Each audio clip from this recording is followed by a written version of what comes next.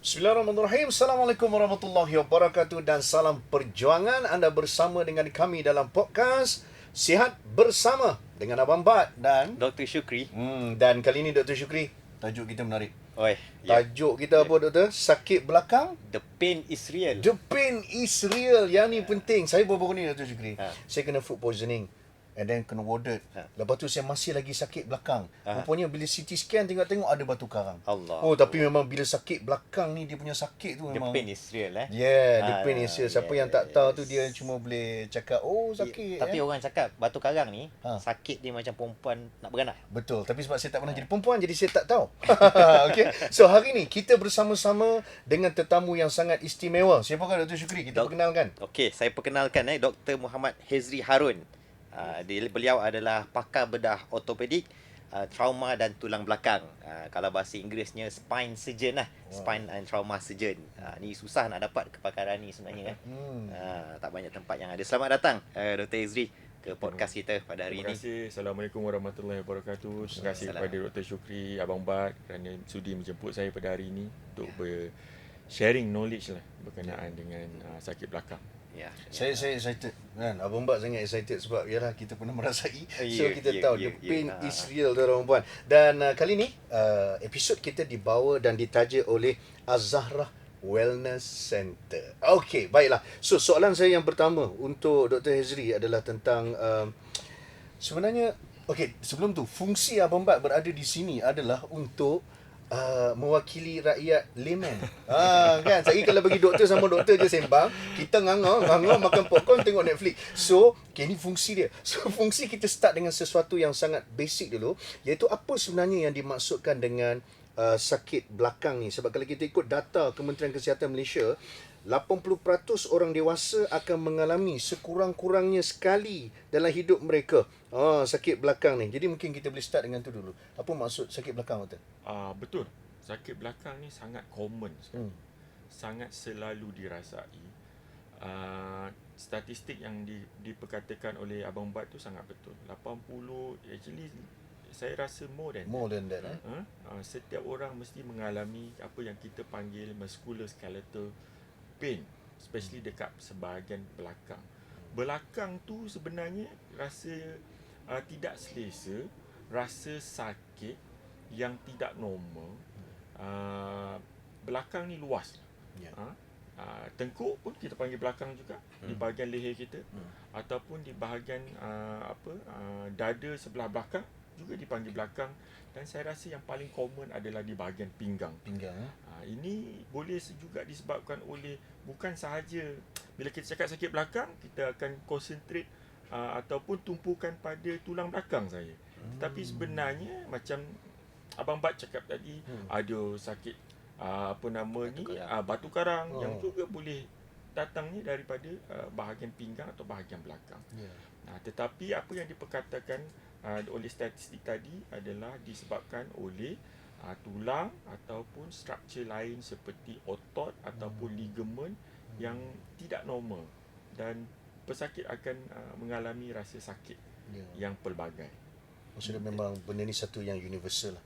Satu yang universal. Kalau katakan kita Google back pain, orang kata dekat Malaysia, saya rasa sakit belakang ni diperkatakan terlalu banyak. Terlalu banyak kajian, terlalu banyak diperkatakan, terlalu banyak sharing knowledge di dalam Google. Ramai orang kena lah kan. Kalau buat persatuan, boleh buat persatuan lah. Terlalu ramai lah. Macam mana pula doktor dari segi umur yang biasa doktor jumpa kan, pada peringkat mana, dan kebiasaannya lelaki atau wanita yang lebih kerap kena sakit belakang ni biasanya? Okey, dia sebenarnya tidak mengikut gender. Gender maksudnya sebenarnya sakit belakang ni banyak diagnosis. Kalau kita katakan dari segi lelaki atau perempuan lebih common, sebenarnya dua-dua akan mengalami juga sakit belakang. Tetapi pada keadaan-keadaan atau diagnosis tertentu, seperti yang melibatkan macam kita panggil connective tissue disorder, macam ada satu keadaan yang kita panggil ankylosing spondylitis, yang itu mungkin dia lebih kepada perempuan, ataupun sakit belakang yang disebabkan oleh otot yang menyusut ataupun tulang yang density tulang atau osteoporosis, yang ini mungkin lebih kepada bahagian perempuan. Tapi jika kita perkatakan sakit belakang yang lebih kepada mechanical in nature ataupun yang disebabkan oleh pekerjaan, posture, angkat berat, kan, ini lebih kepada orang lelaki dan mungkin lebih kepada orang yang lebih muda. So setiap kategori umur, muda, golongan pertengahan, golongan yang lebih berusia, dia ada keadaan-keadaan sakit belakang yang common pada usia begini. Contoh kalau macam orang muda mungkin slip disc, orang pertengahan juga mungkin slip disc juga, ataupun ligamentum spread untuk orang yang muda yang lebih kerap bersukan, atau orang lebih tua mungkin disebabkan oleh abnormality pada kita panggil pada tulang belakang, itu disebabkan oleh proses penuaan itu sendiri, akan berlaku pada orang yang lebih berusia. I see. Okay. Sebab mesti penonton kan, yang ramai tonton ni kadang-kadang wanita juga. Dia mesti wanita yang paling banyak sakit pinggang sebab dia orang buat dua kerja. Kan? Kerja rumah, jaga anak lagi, nak angkat anak lagi. Kan? Tapi ingat apa yang tadi Dr. Jida cakap, dia tak kenal jantina dan juga tak kenal usia sebenarnya. Kan? Dan dalam masa yang sama, Dr. Jida, macam mana pula ada faktor-faktor lain yang menyebabkan orang boleh kena sakit pinggang ni, dan adakah faktor genetik juga memainkan peranan? Okey. Kalau saya boleh kategorikan lah secara mudah saja. Satu, sakit belakang ni yang saya bercakap dari aspek masalah pada tulang belakang, pada otot atau pada ligaments yang sekeliling pada tulang belakang, kan? Especially tulang pinggang. Kalau ia disebab dia lebih kepada satu golongan adalah mechanical in nature ataupun disebabkan oleh posisi yang tidak betul, amalan penjagaan belakang yang tidak betul, kan, ataupun pekerjaan yang related sebagai pekerjaan, kan. Perkara itu tidak boleh terjadi kepada sesiapa sekalipun, dan dia tidak genetik itu bukanlah satu faktor yang utama untuk golongan yang macam ni. Tapi dari segi keadaan yang very spesifik, yang khusus, sakit-sakit yang khusus, seperti saya kata tadi, connective tissue disorder, kan? Ada masalah autoimmune, immune system sendiri yang serang tulang belakang sendiri yang sebabkan keradangan, sebabkan kesakitan, kan? Ataupun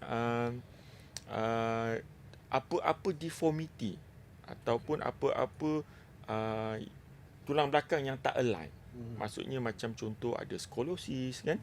So perkara-perkara ini boleh disebabkan oleh faktor genetik juga. Sebab bercakap pasal genetik ni, kalau doktor ingat episod yang ketiga, kita bercakap tentang DNA, Abang Bat punya report tu, memang Dr. Fiza kata, Abang Bat, bahagian Abang Bat senang kena sakit belakang dan kena jaga-jaga sikit, tak boleh lebih-lebih sangat kalau nak buat dan sebagainya. Itu genetik yang macam Dr. Haji katalah, ada part-part tertentu, setengah penyakit tu ada, setengah penyakit tu ada. So kena hati-hati. Yang anda tak tengok lagi episod ketiga, make sure tengok episod ketiga Sihat Bersama. Alright. Jadi doktor, dari segi simptom orang sakit belakang, terutama yang berkaitan dengan masalah tulang ni, apa antara simptom-simptom yang biasanya datang jumpa doktor ni? Okey, saya just nak bagi faham ada dua masalah bila kita ada masalah tulang belakang.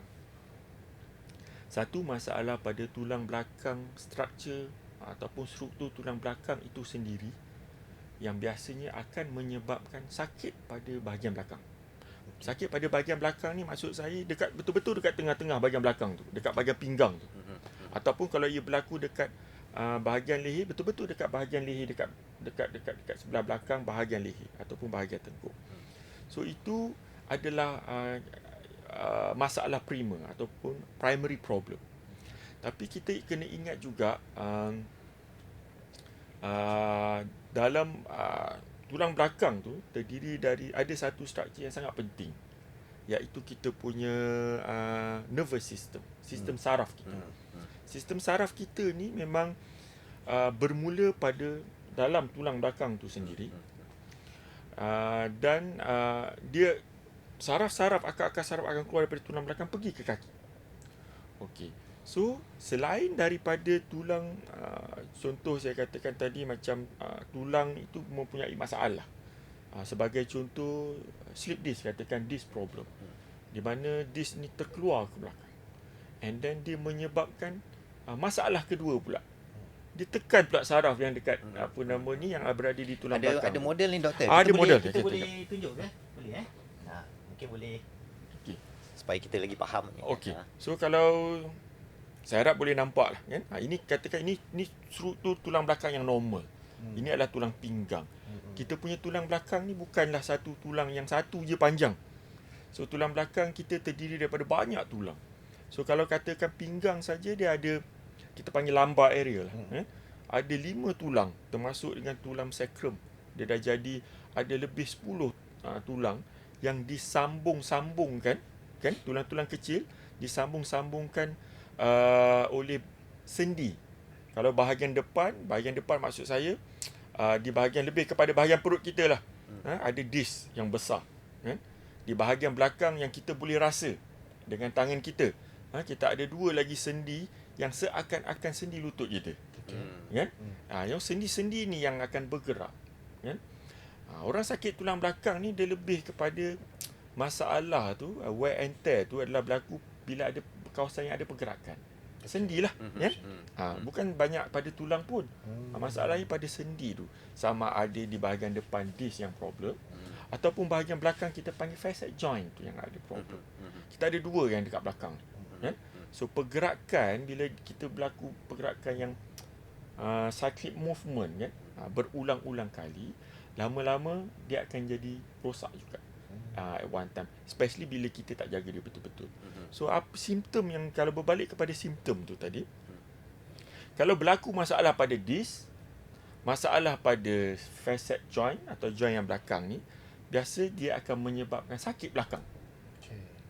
Sakit belakang maksudnya sakit pada pinggang, pada kawasan bahagian pinggang. Dan dia juga disebabkan anatomi kita sangat kompleks. Sakit bahagian belakang juga boleh pergi kepada bahagian punggung kita juga. Kalau dekat neck boleh jadi sakit tu naik sampai ke atas kepala. Kadang-kadang orang migraine. Belakang telinga sakit.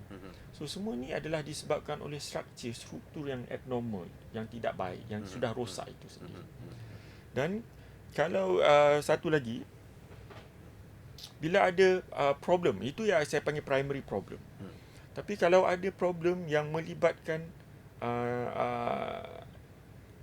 tulang belakang yang abnormal tadi, dia akan, contoh disc, katakan disc yang normal sepatutnya tidak terkeluar macam yang warna merah. Ini contoh yang tak normal lah, Ini doktor. yang contoh yang tidak normal.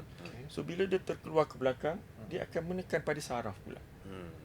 Menekan pada saraf ni, dia akan menyebabkan sakit yang kuat pada saraf.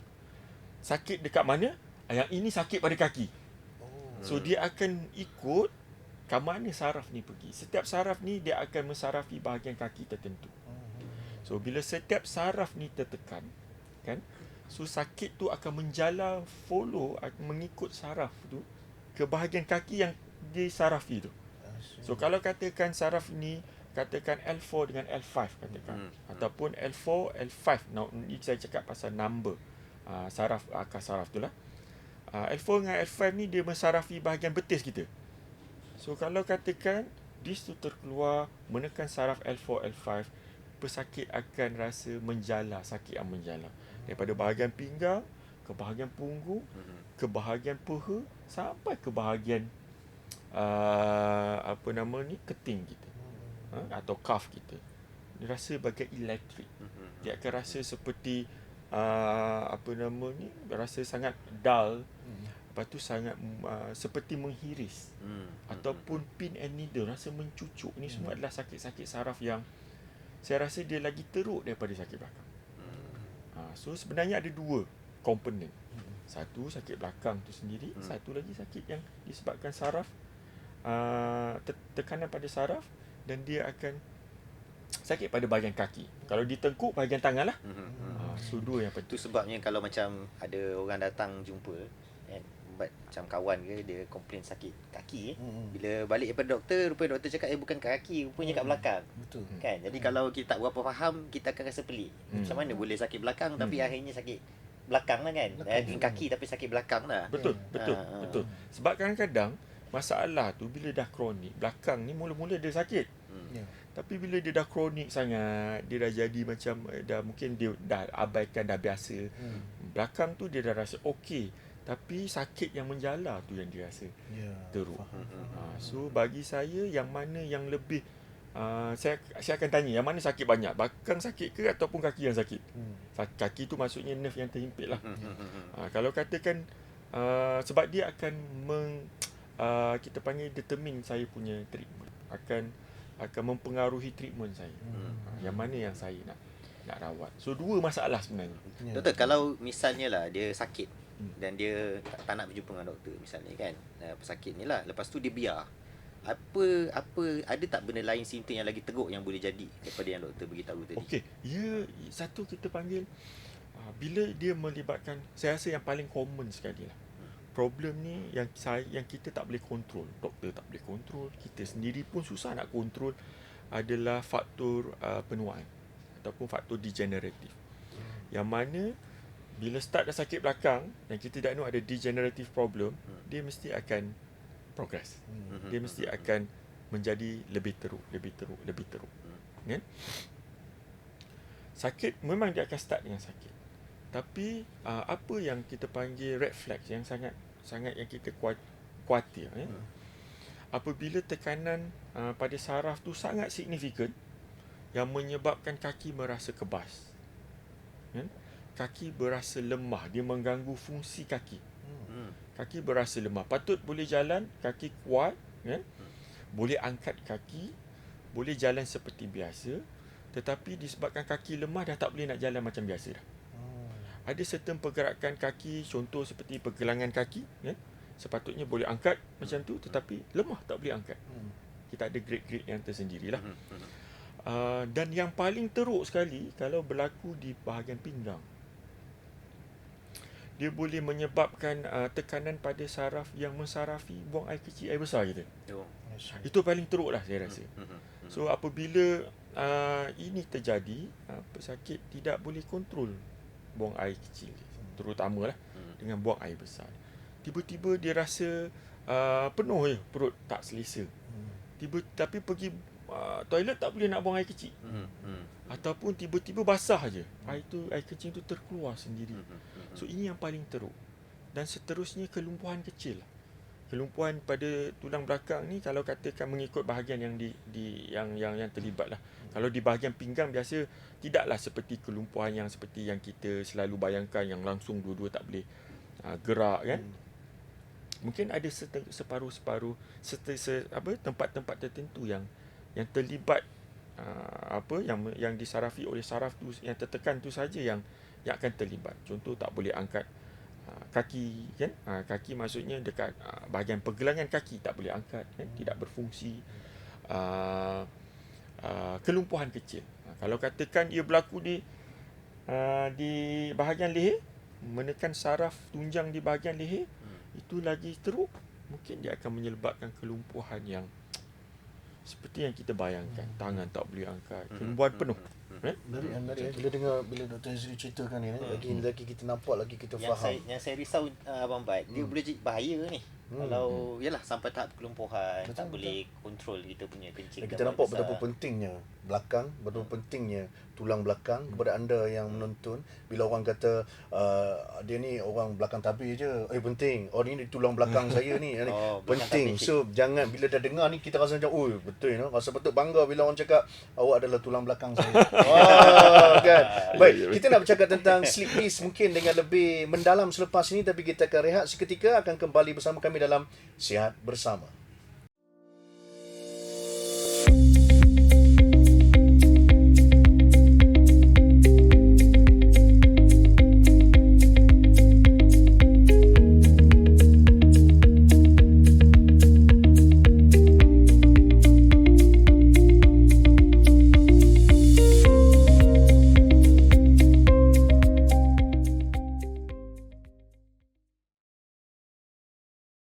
Kembali kita dalam rancangan podcast Sihat Bersama Abang Bat. dan Dr. Syukri. Dan hari ini kita punya siapa orang yang dijemput adalah Dr. Hezri. Tapi sebelum tu kami ingin mengucapkan berbanyak terima kasih kepada sponsor kita, Azahra Wellness Center.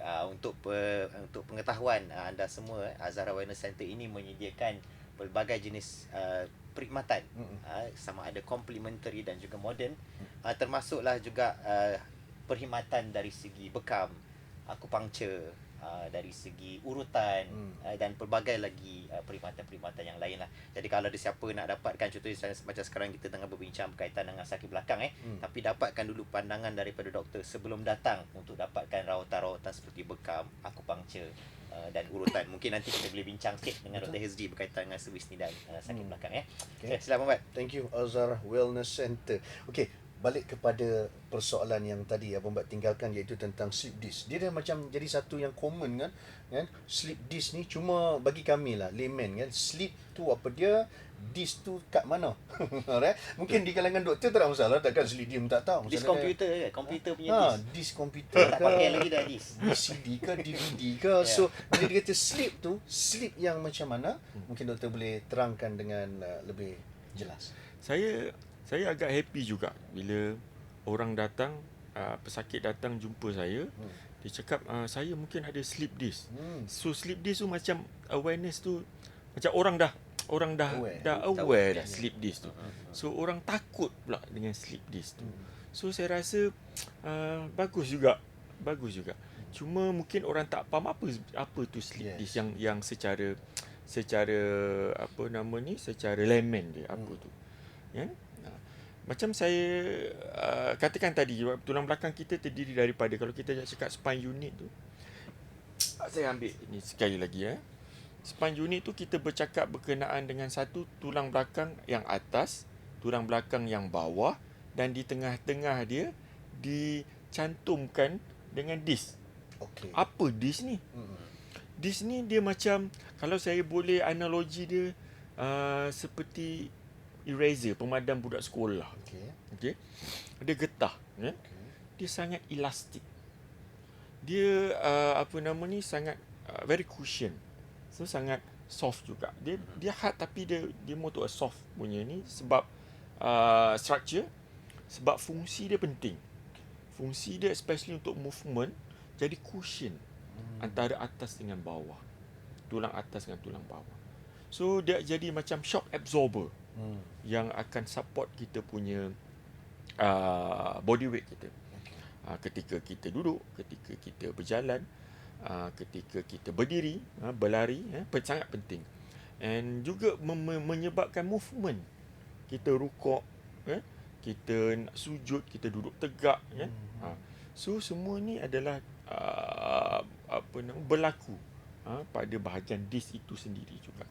Dan setiap pergerakan tu memberi tekanan yang berbeza-beza kepada disc itu. So disc kena sihat untuk kita lakukan kita punya pergerakan kita seharian. Kalau kita panggil physiological movement kita, dia kena sihat. Dan disebabkan pergerakan ini, kan, dia tend to damage, dia akan tend to jadi rosak juga. Akan jadi wear and tear juga.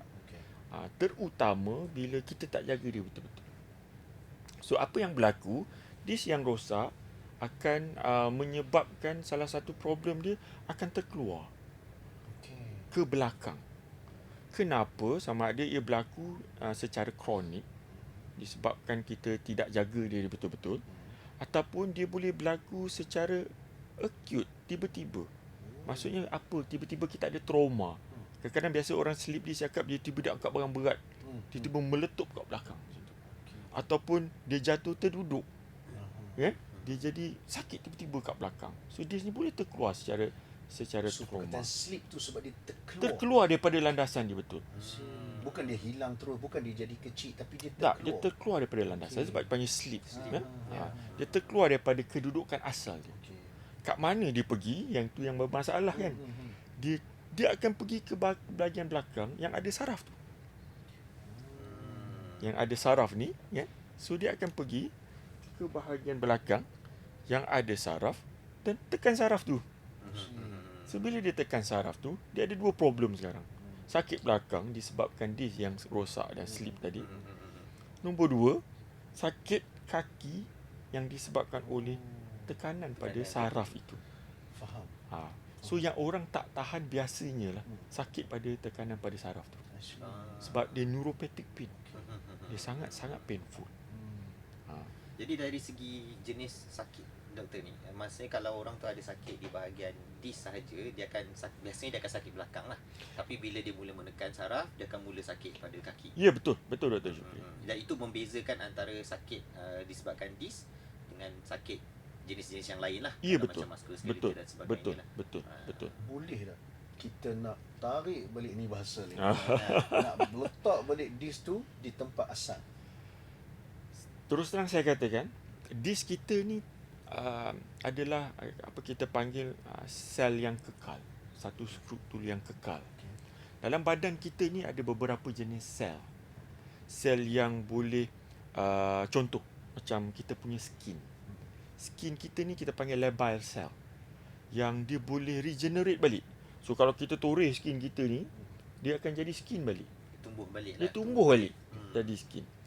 Tapi disk ni adalah satu sejenis struktur atau sel yang kekal. So dia punya kebolehan untuk dia pulih kembali jadi disk balik almost tidak mungkin. Okey. Berbalik pada soalan tadi, kalau dia keluar balik, nak masukkan balik, tarik itu memang tak mungkin lah. Memang tak mungkin, kan? Tetapi bila disk yang keluar ni, dia ada banyak kategori juga. Sama ada, sebab disk ni dalam dia ada air, ada macam gel, ada sel-sel lain juga. Kalau katakan dia hanya terkeluar slip saja, tanpa mengoyakkan bahagian disk tu, kan? Mungkin dia tidak boleh menekan saraf tu dengan yang banyak, lah. Ada juga keadaan yang mana disk ni koyak terus, terslip keluar, koyak, dan struktur-struktur lain ataupun gel-gel ataupun sel-sel dalam disk tu sendiri terkeluar melalui selaput disk yang koyak dan masuk terus ke dalam apa kita panggil spinal canal ataupun ruang yang ada saraf tadi, dan terus menghipit secara kekal saraf tu. So ini memang kita takkan dapat nak pulihkan, masukkan balik, tarik balik dia ke dalam keadaan asal.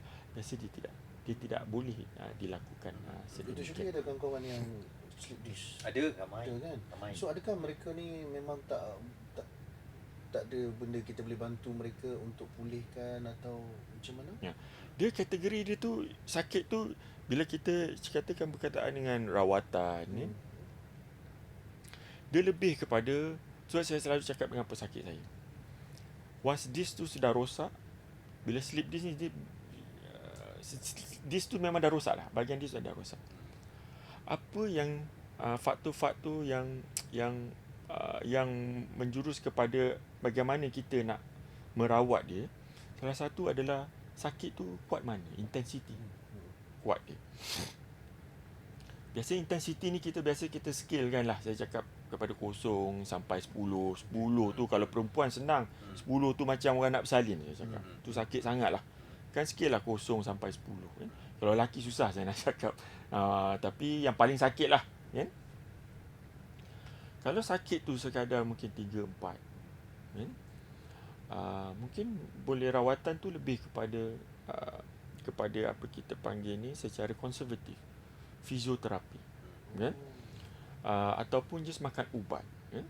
Tapi kalau katakan intensity tu orang cakap 7 sampai 8, kan? Itu dah memerlukan rawatan yang lebih lanjut, kan? Kena step up dia punya treatment lebih daripada tak boleh dah pergi hanya kepada fizioterapi atau ubat saja. Satu lagi, bila dah sakit tu, apa yang dia tak boleh buat? Apa impairment yang dia ada? Kualiti hidup dia bagaimana? Adakah terjejas? So salah satu indikator untuk saya rawat agresif mana saya nak rawat pesakit saya tu adalah kualiti hidup dia. Kalau kualiti hidup dia dah deteriorate ataupun menurun lebih daripada 50%. Contoh, kalau dulu boleh duduk tengok siri cerita Korea 1 jam tak ada masalah pun. Ini kena duduk 5 minit dah sakit. Ya? So patutnya sejam cerita Korea dah berjam-jam sebab pause, nak relax dulu, lepas tu nak sambung balik dah jadi 2-3 jam. Kualiti hidup tak bagus. Lagilah kalau dia efek kerja pun akan sebabkan masalah juga. Ya? So ini antara indikator berapa agresif saya nak treat dia. Sama ada masih boleh konservatif ataupun sudah melibatkan pembedahan. Tapi terus terang saya katakan 70% daripada orang yang kena slip disc ni boleh dirawat secara tanpa pembedahan pun, secara fizioterapi. 70%. Ya. Tetapi kena compliance. Itu yang masalah kita. Kena dengar cakap doktor lah. Sejauh mana dia compliance dengan nasihat-nasihat kita. Fisioterapi dia boleh tak dia lakukan fisioterapi secara di rumah lah. Mampu tak dia buat secara berskala yang bagus. Mampu tak dia untuk kurangkan berat badan dia atau faktor-faktor yang menyebabkan sakit dia, kan? Ataupun mampu tak ditukar cara hidup dia ataupun life modification atau daily activity modification untuk mengelakkan dia dapat sakit belakang. Sebab sakit belakang ni masih ada, dia mungkin on and off juga. Kan kadang-kadang macam 1 minggu 2 minggu tiba-tiba sakit kuat. Lepas 2 minggu dia akan kurang sakit, dia akan selesa balik. Lepas 2-3 bulan mungkin dia dapat balik sakit belakang. So bila dia dah jadi kekerapan tu dah jadi semakin banyak, itu yang kita kena step up dia punya treatment. Banyak faktor yang sebenarnya kita kena ambil kira dalam treatment of sakit belakang. Okey lah tu, betul. 70%. 70%. Maksudnya Lega kan, rasa kan, dapat lega kan. operasi. Biasa orang operation tu orang takut kan. Betul. Bila saya cakap 70% lega sikit kan. Doktor, dari segi nak diagnose masalah slip disc ni, yalah kita kan sekarang ramai orang yang Google. Dia Google je dia kata ini ada slip disc. Tapi sebenarnya apakah antara prosedur-prosedur yang dia kena buat ni untuk kita confirmkan yang dia ni ada masalah slip disc ataupun tak? Satu, memang kena jumpa doktor. Kadang primary doctor atau GP pun boleh. Sebenarnya saya nak cakap slip disc ni sebenarnya kita boleh diagnose secara klinikal pun. Okey, secara klinikal pun. Sakit belakang boleh jadi akut ataupun boleh jadi kronik, dan biasanya dia akan disebabkan saraf yang tertekan tu, dia akan rasa sakit kaki yang menjala. Sakit kaki yang menjala ni biasa yang common untuk slip disc bahagian pinggang ni, dia dekat L4, L5, L5, S1 bahagian dia. Dan dia melibatkan saraf L4, saraf L5, saraf S1. So sakit yang menjala sampai ke kaki, bawah daripada bahagian lutut. Ya? Dia merasa kebas pada bahagian kaki. Biasa inilah soalan-soalan ataupun simptom-simptom yang saya nak dengar daripada pesakit saya. And then kita melakukan pemeriksaan. Ada pemeriksaan-pemeriksaan yang spesifik yang biasa yang saya lakukan untuk tengok berapa teruk tekanan pada saraf itu terjadi. Ini tak menggunakan apa-apa alatan. Ini tak menggunakan apa-apa alatan, saja hanya pemeriksaan. Dan seterusnya kita akan buat rutin buat X-ray tengok sebab kita nak tahu juga ada tak masalah lain selain daripada slip disc. Ada juga diagnosis lain yang mungkin lebih teruk, yang mungkin saya kena rawat yang lebih agresif, lebih cepat. Kan tiba-tiba mungkin ada fracture ke, ada jangkitan kuman pada tulang belakang ke kan. So kita kena lakukan X-ray kan. Biasanya slip disc ni X-ray normal. Kita tak nampak apa-apa daripada X-ray. Kecuali ada faktor-faktor lain, ada patah yang lama. Kita tak nampak walaupun dia dah. Disc tu kita tak nampak. So X-ray ni kita nampak tulang aja. Dengan sendi. So yang lebih jelas adalah MRI lah. MRI. Yang ini kita nampak everything. Kita nampak disc tu. Kita boleh assess berapa teruk disc tu terkeluar. Kita boleh assess berapa teruk disc yang terkeluar tu menekan saraf tu. kita boleh tengok assess berapa teruk disk tu sudah rosak, kan? Saraf mana yang tertekan, kan? So ini penting. So sebenarnya daripada klinikal kita dah tahu dah, kita dah boleh agak dah saraf mana yang tertekan berdasarkan kepada pemeriksaan kita. Dia senang, saya selalu cakap, saya secara analogi macam Swiss kita ni lah. Kan satu Swiss responsible untuk satu lampu, kan? Kalau satu Swiss tu ada masalah, biasa lampu tu akan malap, lampu tu akan padam. Sama juga. So wire tu sama juga. Kalau katakan L5 yang rosak, kan, dia akan kasi L5 dekat kaki, bahagian L5 punya saraf tu akan terganggu. So daripada MRI tu dia jadi lebih confirm, lebih jelas. Oh, L5 lah, sama dengan saya punya pemeriksaan tadi, simptom tadi L5 juga yang tertekan, kan? So saya dapat lebih jelas. Dan ini kena match.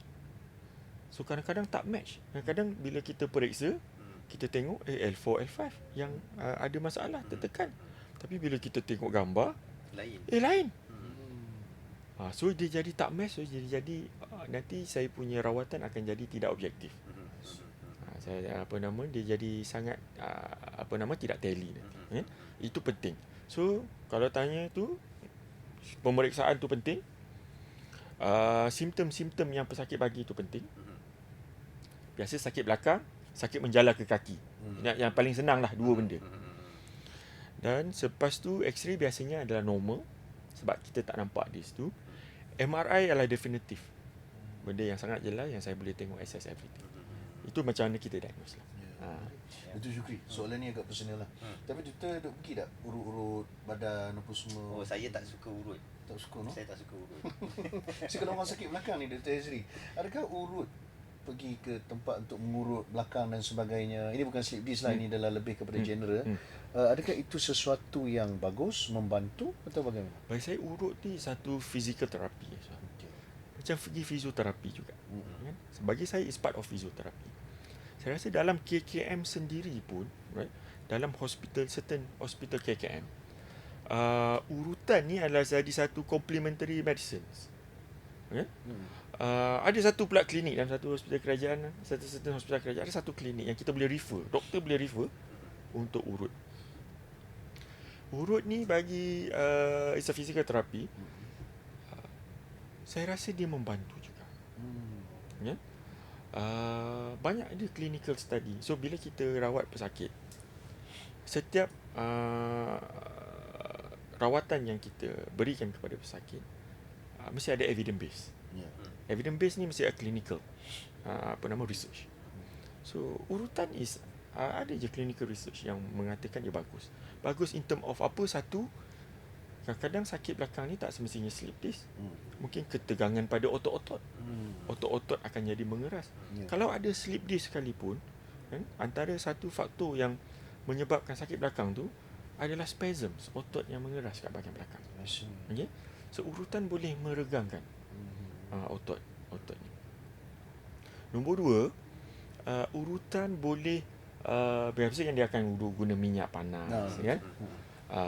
Benda-benda ni akan menyebabkan increase blood flow, akan mengaktifkan, akan akan menambah perjalanan darah kat kawasan tu juga, yang juga boleh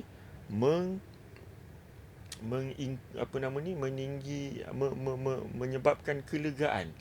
Ataupun bila kita kata increase blood flow ni, kalau kata ada kecederaan kat situ, ada increase blood flow, dia akan sebabkan healing process tu lebih bagus. Urut juga boleh jadi kita lebih relax.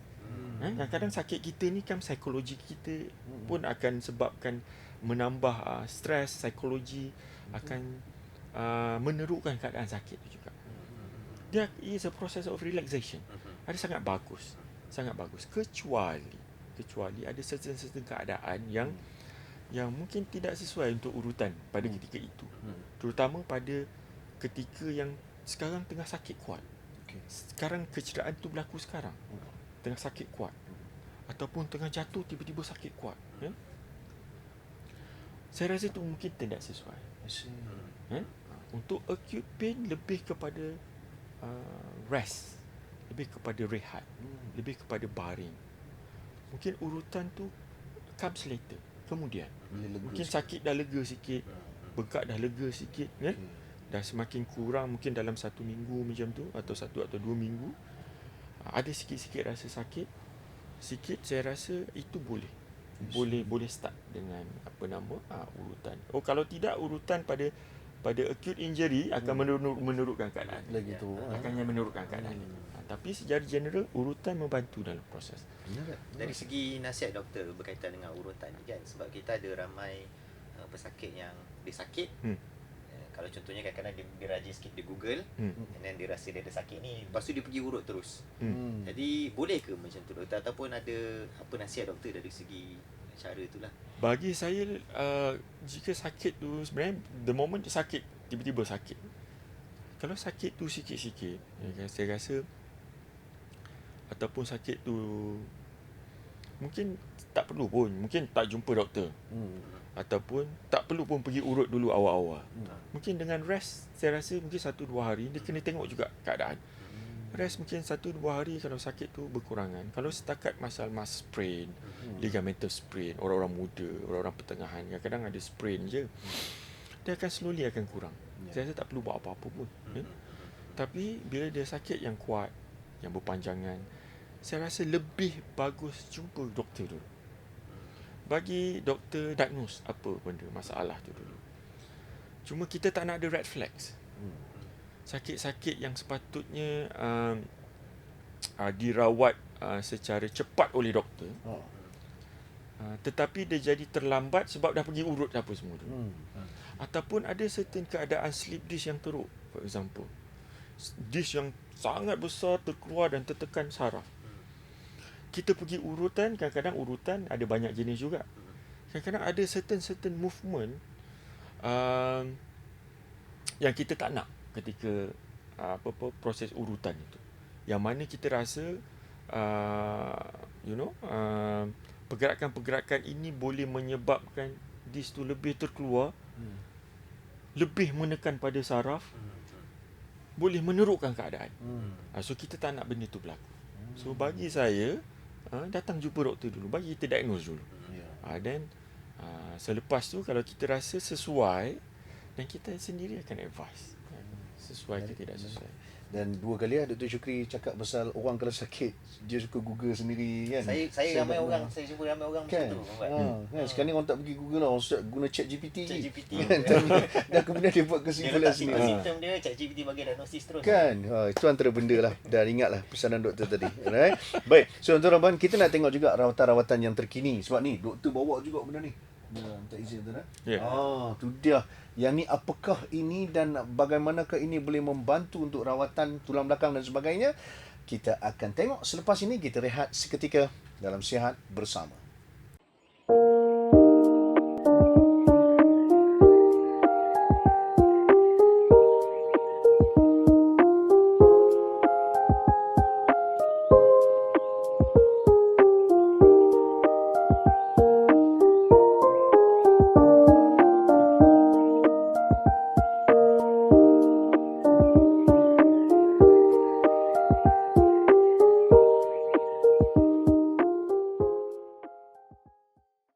Baik, kembali bersama dengan kami dalam Sihat Bersama, dan tadi kita bercakap tentang rawatan yang terkini untuk sakit belakang dan sebagainya. Jadi kita bersama dengan Dr. Hezri, orang yang memang pakar dan layak untuk berkongsi dengan kita. Jadi doktor, macam mana rawatan-rawatan yang terkini yang mungkin kami perlu tahu? Okey. Rawatan macam yang saya katakan tadi, berdasarkan pada intensiti, kekerapan, berapa dia punya impairment quality of life yang terjejas. Okey. Rawatan dari segi fizioterapi yang kita dah cakapkan, seperti kita dah cakapkan tadi kan. Sehingga bagi saya satu yang lebih concern sebagai seorang doktor, apabila saraf tu tertekan dan pesyak akan merasa sakit kaki yang kuat. Saya selalu ibaratkan seperti macam jari ni ibarat saraf kita lah. Tersepit pintu tu, sakit jari ni ya amat, bengkak, rasa kebas. Selagi tak buka pintu, lepaskan jari tu, selagi itulah ia akan sakit. Okey. Kan? Okey. Macam tu ibarat ia sakit saraf yang tertekan. Dia disebabkan oleh slip disc. So tugas saya nak buka pintu tu. So macam mana nak buka pintu tu yang penting. Kalau tekanan ni ada dua jenis juga. Tekanan yang memang tekan terus lah.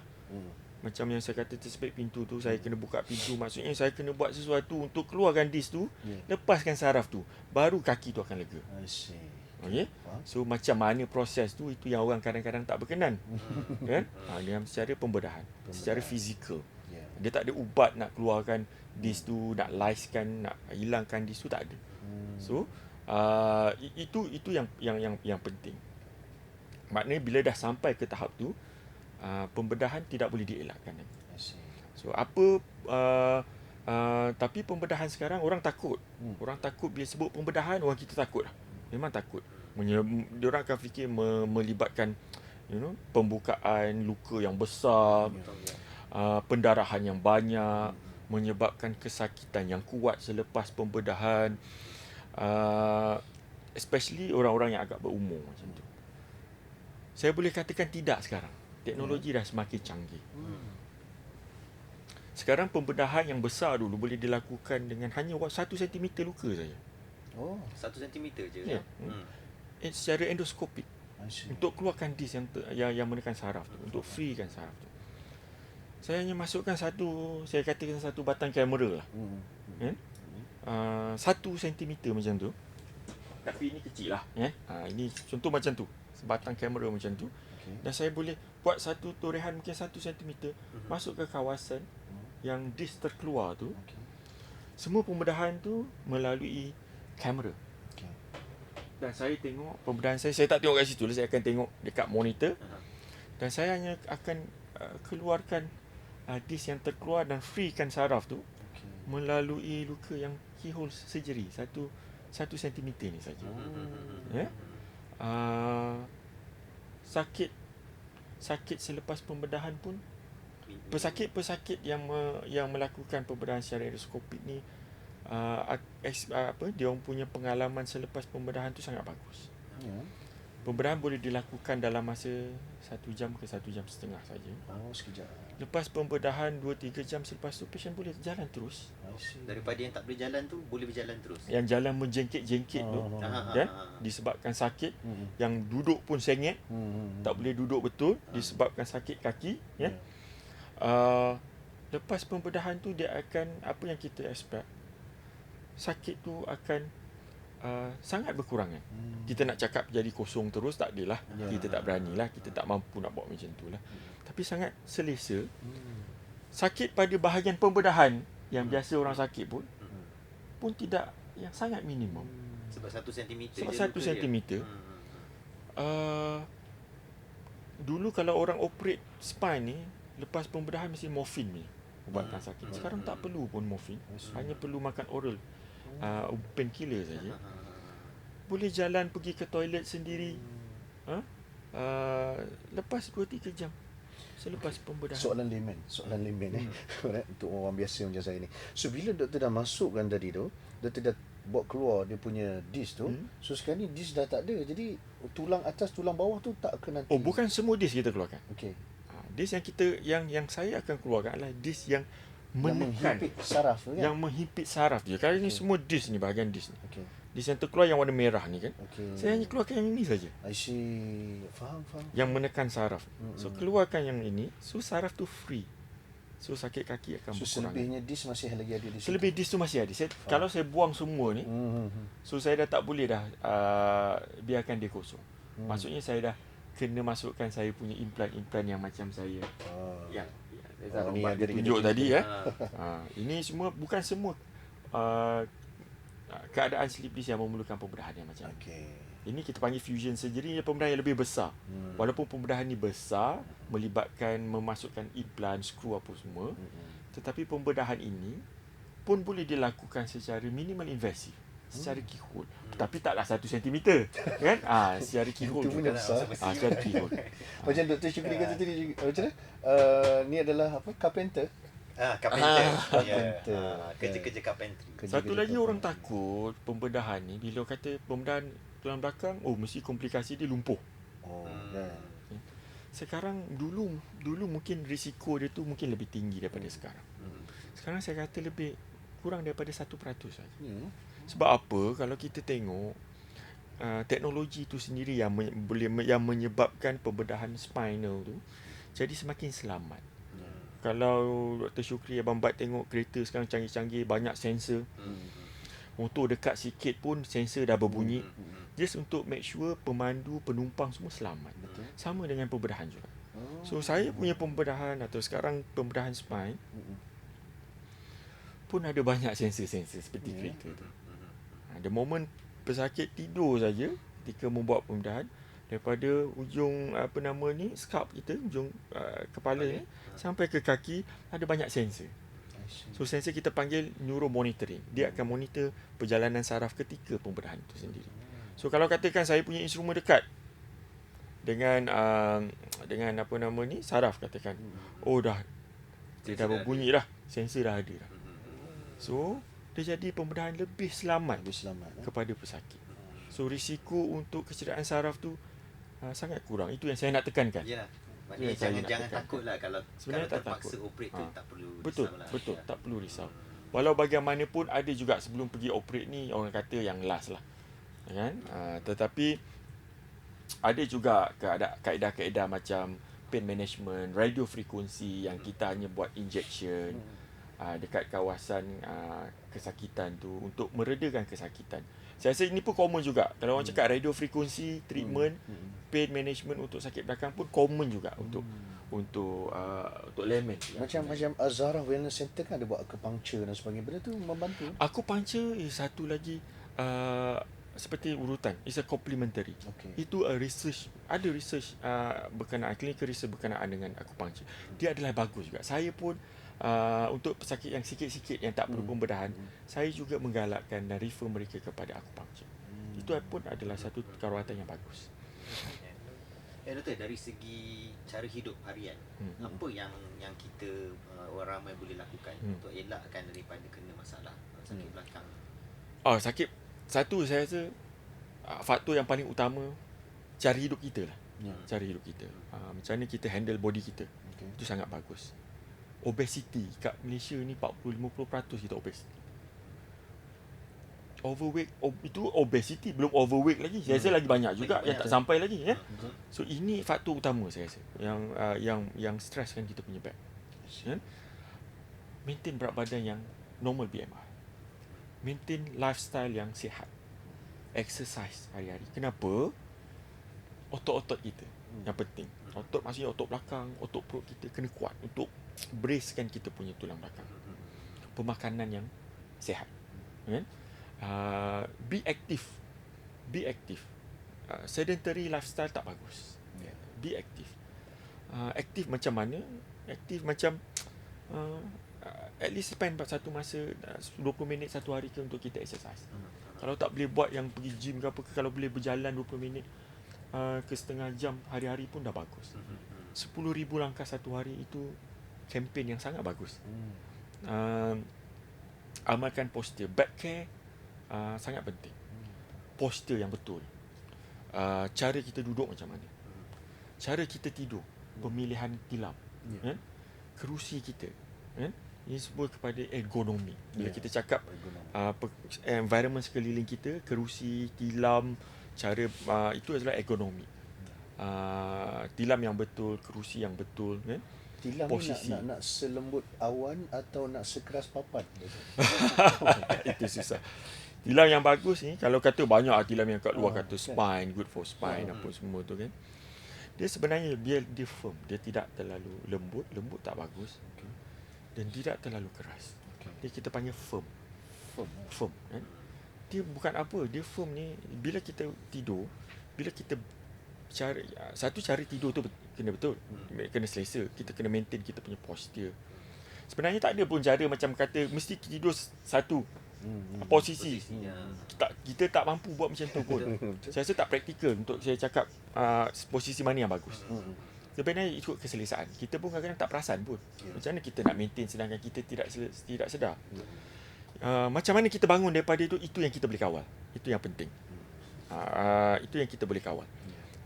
Bagaimana kita daripada bangun kita pusing side first kan, kita turunkan ke hujung, pergi ke hujung katil kan, turunkan kaki dulu kan, menggunakan tangan kita untuk support badan kita, untuk kita bangun, dan baru kita bergerak. Stretching dulu, selepas bangun stretching dulu, baru kita teruskan pergerakan seterusnya hari-hari kita lah. InsyaAllah, gaya hidup tu kita kena jaga lah. Kan? Okey, kita dah sampai ke penghujung. Dr. Hezri, mungkin ada nasihat akhir untuk penonton Sihat Bersama? Sakit belakang tu sangat common. Kalau orang mengadu memang sangat real. Memang kalau kata orang mengadu pada kita ada sakit belakang, memang sakit belakang tu sangat real, kan? Aktiviti kita, lifestyle kita kena jaga. Prevention, biasalah orang cakap prevention is better than cure. Daripada awal, bila kita kata sakit belakang, benda-benda yang mekanikal ni, dia daripada awal, pada usia awal lagi. Kalau macam usia saya, usia Dr. Syukri, usia Dr. Bat, yang mungkin dah ada rasa sakit belakang dah, mungkin dia lebih kepada bukan prevention lagi dah, lebih kepada maintain untuk tidak jadi lebih teruk. Tapi kepada yang tidak sakit belakang tu, seperti amalkanlah gaya hidup sihat. Itu yang lebih penting untuk kurangkan. Masih banyak. Dan jangan takut kalau dah sakit belakang yang memerlukan rawatan tu, jangan takut jumpa. Memerlukan pembedahan, saya rasa tidak perlu takut. Betul. InsyaAllah. Jadi kepada para penonton, kita harap sesi kita, episod kita kali ini memberi pencerahan demi pencerahan untuk anda, especially di sudut aspek sakit belakang ni, kan. Dan Dr. Syukri, saya pernah juga kawan saya kata, saya dah lari, tiap hari saya lari, kan, tapi saya masih lagi sakit belakang. So saya kata, awak lari apa? Rupanya dia lari daripada tanggungjawab dia, untuk menjaga amanah yang diberikan.